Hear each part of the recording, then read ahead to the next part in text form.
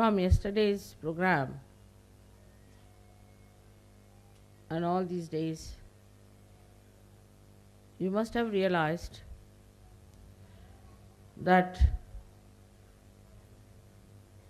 to get your Kundalini working out, to get her rush towards the Sahasrara,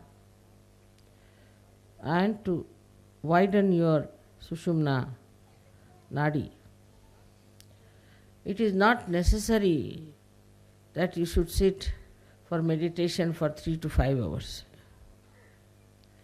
Of course, you must meditate for a short time, because that is at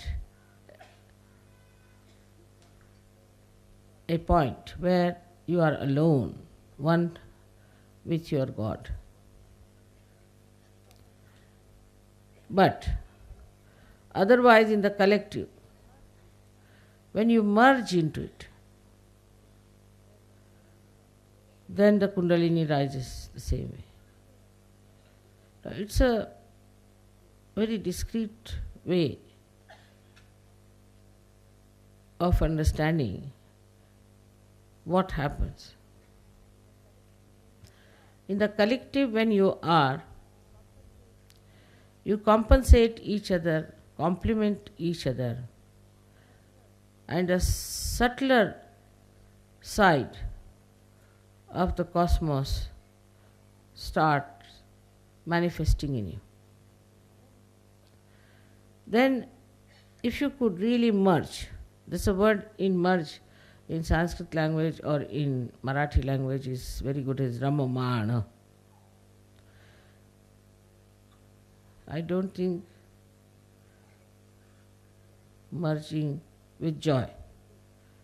But there's no with, see, merging into joy. So if you can merge into the joy of anything that is such, you can become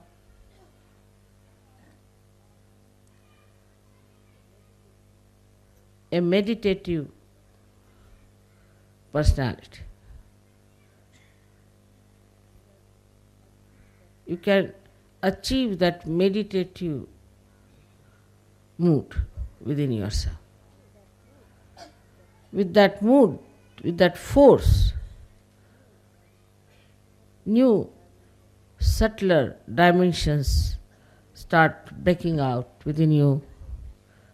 Your different kind of conditionings which are like shackles binding you down just open out and you become a free person, Bandha mukta.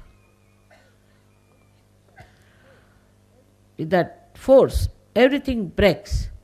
Your ego breaks, your conditioning breaks, and you become one with the joy of life, divine life. This you can experience, but to retain it within yourself is only possible if you do your practices in Sahaja Yoga. To control your attention, to keep your attention to higher values, to the higher things.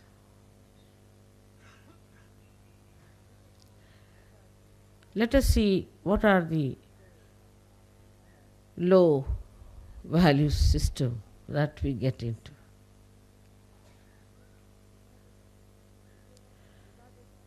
Which is regarded as something very important otherwise.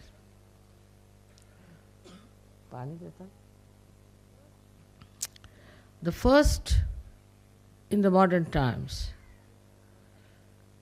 is the consciousness of time. What is the time now?